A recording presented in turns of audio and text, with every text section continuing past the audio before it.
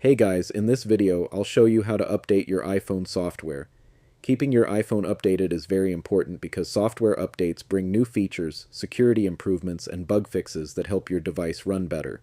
Let's go step by step. First, unlock your iPhone and open the Settings app. Next, scroll down and tap on General. Inside the General menu, tap on Software Update. Your iPhone will now check for available updates.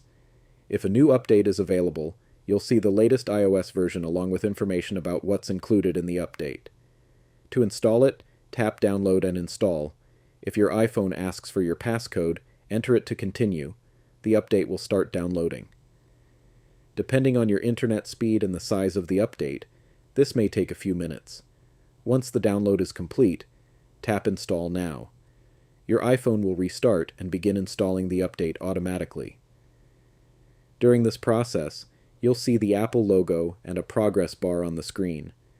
When the installation finishes, your iPhone will turn back on with the latest software installed. And that's it. That's how to update your iPhone software. If you found this video helpful, don't forget to like the video and subscribe for more simple tech tutorials. Thanks for watching, and I'll see you in the next video.